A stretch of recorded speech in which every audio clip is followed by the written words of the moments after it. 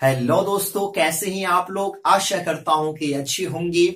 आज मैं इस वीडियो में एक बहुत ही इंपॉर्टेंट चीज पे डिस्कस करने के लिए जा रहा हूं, जिसको आप कह सकते हैं लेखन शैली, राइटिंग स्टाइल।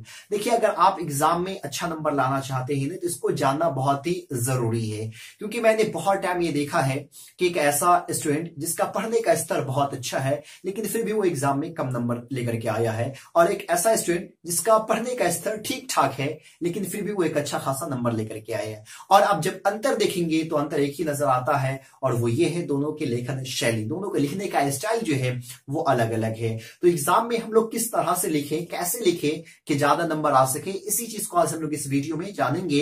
तो चलिए शुरू करते हैं, लेकिन उससे पहले आपसे एक रिक्वेस्ट है कि अगर आप हमारे चैनल पे पहली बार आए तो प्लीज हमारे चैनल को सब्सक्राइब कर लीजिए, और इस वीडियो को ज्यादा से ज्यादा अपने दोस्तों को शेयर कीजिए, ताकि वो भी जान सके एग्जाम में किस तरह से आंसर लिखना है।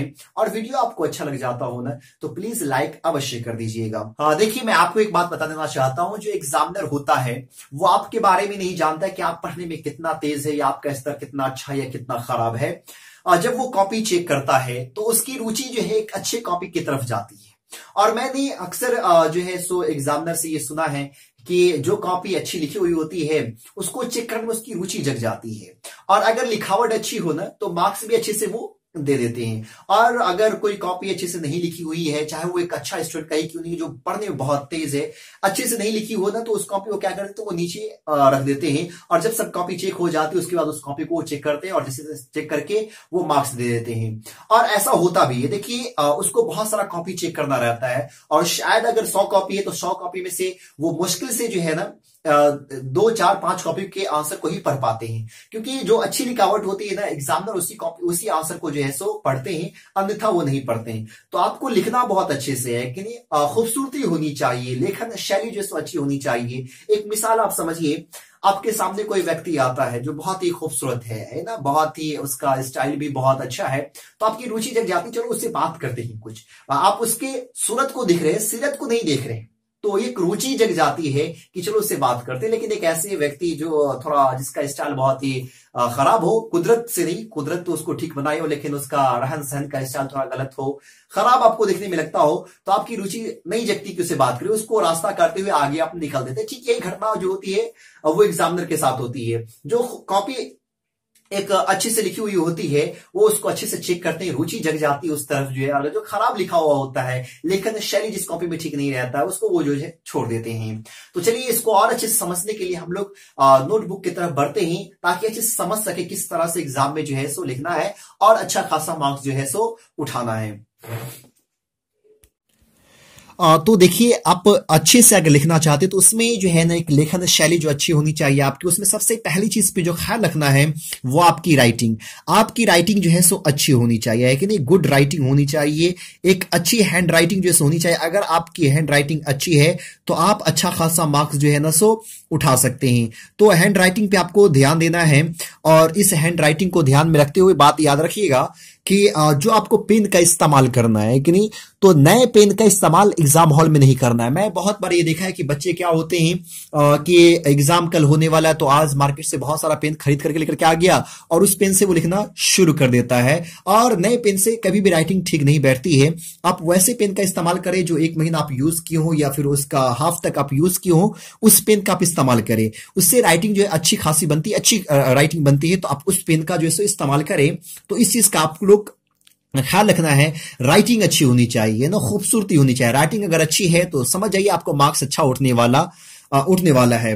उसके बाद आपको टाइम का जो है सो मैनेज करना है, टाइम के मैनेजमेंट पे ध्यान देना है।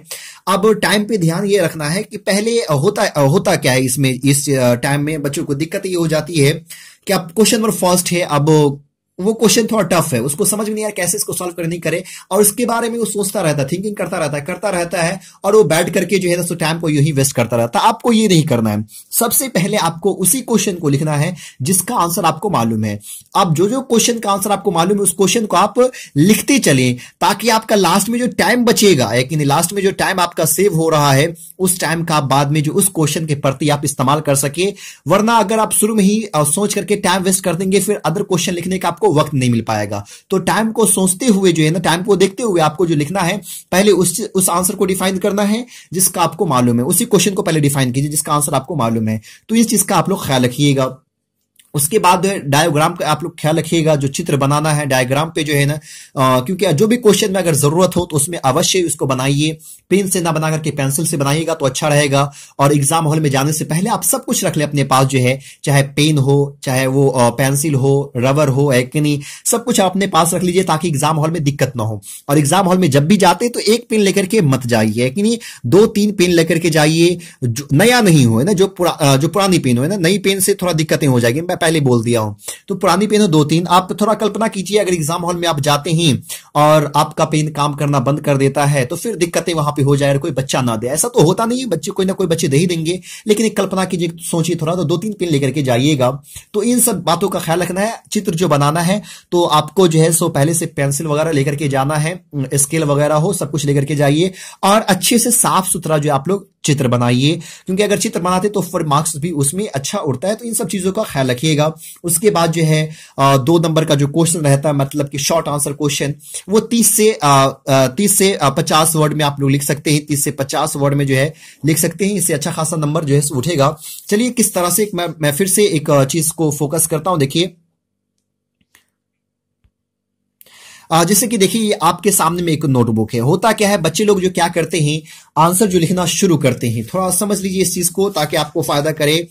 आंसर जो लिखना, जैसे आंसर नंबर अगर आपको 5 का लिखना हो तो क्या करता है बच्चे लोग, यहीं से, जैसे यहाँ पे एक लाइन दे दिया, लाइन देने के बाद जो है ना वो यहां से लिखा आंसर नंबर 5, है कि नहीं, आंसर 5, और उसके बाद लिखना शुरू कर दिया। जो भी उसको लिखना रहता है कि नहीं, जो भी लिखना रहता है वो लिखते गया और जब तक कि उसका वर्ड खत्म नहीं हो यहां तक उसको लेकर के जाता है, एकदम लास्ट तक। ये गलतियां आपको नहीं करना है। देखिए मैं यहां पे एक आंसर लिखा हूं किस तरह से, जैसे कि आप यहां पे देखिए, मैं यहां पे इस तरह से इतना लाइन छोड़ा हूं, तो इधर वाले लाइन में आपको कुछ भी नहीं करना है और स्केल का इस्तेमाल ना भी करे तो थोड़ा अच्छा रहेगा, और पढ़ लेंगे भी तो भी ठीक रहेगा, है कि नहीं। तो इस तरह से लाइन आप खींच ले, ना भी खींचे तो भी चलेगा, है कि नहीं। लेकिन आपको अब लाइन नहीं खींचे तो आपको अनुमान होनी चाहिए, ये जो आप यहां से शुरू किए तो आगे वाला भी वर्ड यहीं से शुरू करना है। तो इधर इतना स्पेस आपको छोड़ देना है, इस तरफ स्पेस छोड़ देना है, अनुमान से जितना आपको स्पेस छोड़ना है। और इस स्पेस में ये जो आप जगह छोड़े हैं इसमें आपको कुछ भी नहीं लिखना है, आंसर तक नहीं लिखना है कि नहीं। बच्चे लोग जो गलतियां ये करते हैं, आंसर लिख देते, नहीं, इसमें आपको कुछ भी टच नहीं करना है। और देखिए इस साइड भी आपको जो है ना, राइट साइड में भी क्या करना है, लाइन छोड़ना है, ये स्पेस जगह जो छोड़ना है कि नहीं। आप जितना स्पेस छोड़ रहे हैं वो पूरे हर एक लाइन में जैसे छोड़ते हुए लेकर के जाना है। आप देखिएगा ऐसे लिखिएगा तो आप एक कॉपी जो है बहुत ही खूबसूरत नजर आएगी। तो इस चीज को ऐसे छोड़ना है, दोनों साइड से छोड़ना है कि नहीं, ये नहीं इधर तो छोड़ दिए, इधर नहीं छोड़े, लास्ट तक लेकर गए, ऐसे लिखने का तरीका नहीं है। दोनों साइड अगर लिखेंगे वो लिखने का सही तरीका, दोनों साइड आप जगह छोड़ेंगे वो एक लिखने का सही तरीका है। अब चलिए जैसे कि आपको लिखना है क्वेश्चन नंबर 5 का आंसर है, तो आपको दे देना है आंसर नंबर 4, है कि नहीं। अब ये समरी लिखना है कि नहीं, मैं इंग्लिश के बारे में अभी डिस्कस कर रहा हूं, चर्चा कर रहा हूं। अब जैसे समरी लिखना है तो आप कौन सी समरी लिख रहे हैं, क्वेश्चन नंबर 4 का तो है, उसमें अब बहुत सारा ऑप्शन है समरी में, इंडियन सिविलाइजेशन कल्चर, भारत इसमें हम जो भी दिया हुआ रहेगा। तो अब देखिए आपको जैसे इंडियन सिविलाइजेशन कल्चर लिखना हो तो ऊपर में हम आंसर 4 दे दिया और उसको आप हेडिंग दे दीजिए, है कि नहीं, इंडियन सिविलाइजेशन कल्चर। अब हेडिंग दे देते हैं, अगर हेडिंग नहीं भी देते हैं तो फिर नीचे से जो है ना इंडियन सिविलाइजेशन एंड कल्चर लिख दीजिए। अब इसको या तो बोल्ड में लिखिए या फिर आप क्या कर दीजिए, इसको अंडरलाइन कर दीजिए, ताकि एग्जामिनर को पता चल सके कि इंडियन सिविलाइजेशन कल्चर का ये समरी है। और साफ सुथरे में लिखिए। देखिए एग्जामिनर को आप जितना साफ आप लिखिएगा, एग्जामिनर को जितना उसमें अच्छा फील होगा वो आपको उतना अच्छा मार्क्स देगा। अब चलिए यहां पे हम ये लिख दिया और इसको लिखने के बाद जो है ना आपको लिख देना समरी, जैसे this essay Indian civilisation culture is written by Mahatma Gandhi. अब यहां पे देखिए मैं हर एक में इधर स्पेस छोड़ते हुए जा रहा हूं, ये स्पेस भी आपको छोड़ना, इधर भी स्पेस छोड़ना है। तो इस चीज का आपको ख्याल रखना है। उसके बाद आगे बच्चे क्या गलतियां करते हैं कि आप कोई लैंग्वेज अच्छे से वो जानता है, हिंदी भी जानता है, इंग्लिश भी जानता है, और जब वो लिखने के लिए जाता है खास करके लैंग्वेज में गलतियां करता है और उसको बहुत सारा पॉइंट आता है तो वो लिखते चला जाता है। ये गलतियां आपको नहीं करना है। वर्ड लिमिट को ध्यान में रखना है। आपको जो लॉन्ग आंसर क्वेश्चन बोला जाता है लिखने के लिए वो लगभग 100 से लेकर के 120 वर्ड में जो है ना, 100 से लेकर के 120 में। तो आप 120 से कभी ज्यादा ना होने दे, है कि नहीं। 120 से कभी अगर ज्यादा तो एग्जाम ये वो जो है ना, सो क्या कहते हैं अच्छा नहीं माना जाता, उसको खराब माना जाता है, और अगर ज्यादा में लिखते तो एग्जामिनर जो ज्यादा मार्क्स देता भी नहीं है। तो ये वर्ड लिमिट का आप ख्याल रखें, ऐसे लिखे कि 120 तक आपका आंसर जो है सो क्या हो जाए, खत्म हो जाए, 120 वर्ड में ही लिख देना है, ये चीज ख्याल रखना है। उसके बाद होता क्या है कि लिखने के दौरान में कोई वर्ड गलती हो जाता है, जैसे आप सिविलाइजेशन ही लिख रहे हैं, ये वर्ड गलती, तो वर्ड गलतियां होता है तो बच्चे क्या करते हैं, इसको काटना शुरू करते हैं, और काटते हैं तो किस तरह से, इस तरह से काटना शुरू कर देंगे, है कि नहीं, मतलब जब तक वो वर्ड खत्म ना हो तब तक छोड़ते नहीं है। ये गलतियां नहीं करना। देखिए, कॉपी को खूबसूरत रखना है, जितना कॉपी को आप खूबसूरत रखते हैं मार्क्स आपको उतना अच्छा ही मिलेगा। तो देखिए, गलतियां जो होता है, जैसे यहां पे महात्मा लिखे, अगर ये गलतियां आपको गलती हो जाती है तो सिर्फ एक बार इसको क्या कर देना है, क्रॉस कर देना है, एक से ज्यादा नहीं। कॉपी खूबसूरत लगनी चाहिए कि नहीं, एक ही बार आप क्रॉस कीजिएगा, एक से ज्यादा नहीं करना है क्रॉस। तो इन बातों का जो है ना सो ख्याल रखिएगा। आप जब लॉन्ग आंसर क्वेश्चन लिख रहे हैं तो 120 वर्ड से ज्यादा में नहीं लिखिएगा। उसके बाद चलिए, जैसे कि आप इंडियन सिविलाइजेशन कल्चर का आप आंसर लिख चुके हैं, लिखने के बाद होता क्या है कि बच्चे जो क्या करते हैं, एक लाइन छोड़ देते हैं और उसके बाद यहीं से लिखना शुरू कर देते हैं आंसर नंबर 2, एक नहीं, आंसर 5 का या 2 का यहां से लिखना वो शुरू कर दिए।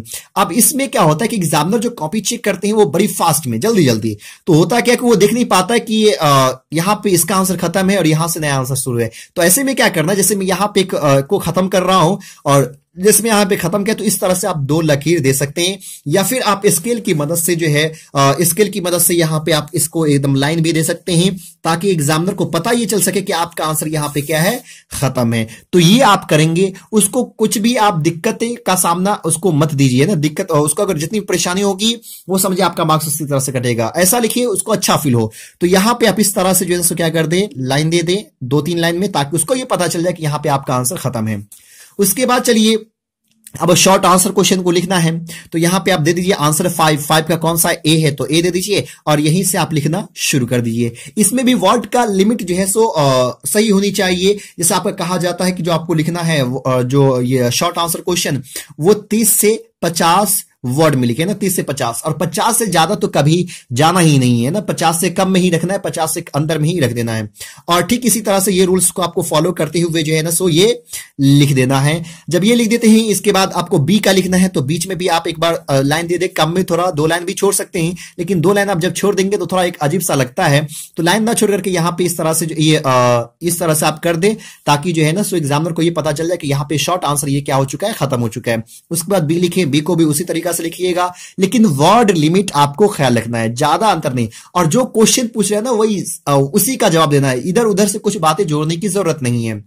जब आप आंसर लिख लेते हैं उसके बाद जो है पेज के लास्ट में जब आप पेज पलट रहे हैं, इधर से ऐसे पेज पलटेंगे, तो यहां पे आपको लिख देना है क्या चीज, जहां पे आप पेज पलट रहे हैं पीटीओ है कि नहीं, प्लीज टर्न ओवर, ताकि एग्जामिनर को पता ये चल जाए कि आपने इस पेज पे तो आंसर लिखा है, इससे आगे भी है कि नहीं, तो आगे पेज पलट करके ये आगे के आंसर को चेक कर सके। ऐसे तो बहुत कम बच्चे ये लिखते हैं कि नहीं, और एग्जामिनर भी पेज को पलट करके वो चेक कर ही लेते हैं, लेकिन आपको ये गलतियां नहीं करना, आपको लिखना है पीटीओ, ताकि एग्जामिनर जल्दी में हो, वो ऐसा उसको लगे कि यही तक लिखा है, अगर नजर यहां पे पड़ जाए पीटीओ पे तो उसको पेज को पलट करके जो है ना सो आगे का आंसर वो चेक कर सके। तो इन बातों का जो है आप लोग को ख्याल रखना है, और आप लोग ये वर्ड क्रॉस नहीं करना, इस बात का ख्याल रखिएगा। लैंग्वेज में खास करके ये चीजें देखी जाती है, वर्ड लिमिट सही होनी चाहिए।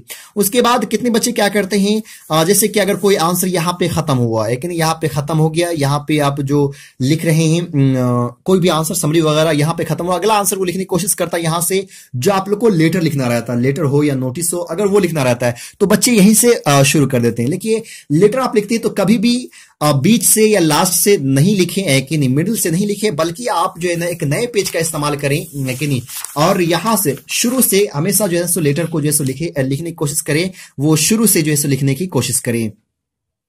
तो अगर आप यहां से लिखेंगे तो आपका एक ही पेज में क्या हो जाएगा, लेटर जो है सो पूरा खत्म हो जाएगा। तो इस तरह से आपको लिखना है। तो इन सब चीजों का ख्याल रखना है अगर आप बोर्ड एग्जाम में जो है अच्छा नंबर लेकर के आना चाहते हैं। वर्ड लिमिट पे आप लोग ध्यान दीजिएगा, और उसके बाद राइटिंग पे, और अभी से ही जो है ना सो लिखने की प्रैक्टिस कीजिए, ताकि आप एग्जाम में जो है ना सो अच्छे से लिख सके। बच्चे लोग लिखने की प्रैक्टिस बहुत कम करते हैं, ऐसा नहीं है कि नहीं, आप अच्छे से प्रैक्टिस कीजिए ताकि आप एग्जाम में अच्छे से मार्क्स लेकर के आ सके। एक आपकी राइटिंग जो होनी चाहिए, राइटिंग जो वो खूबसूरत राइटिंग होनी चाहिए। तो अगर आपको वीडियो अच्छा लगता हो, इस वीडियो में यहीं तक है, अगर वीडियो अच्छा लगता हो तो प्लीज हमारे वीडियो को लाइक कर दीजिए, चैनल को जो है सो सब्सक्राइब कर लीजिए, और और इस वीडियो को ज्यादा से ज्यादा अपने दोस्तों को शेयर कीजिए ताकि उनको भी फायदा पहुंच सके और वो भी जान सके किस तरह से लिखना है। फिर मिलते हैं अगले वीडियो में, तब तक के लिए बाय।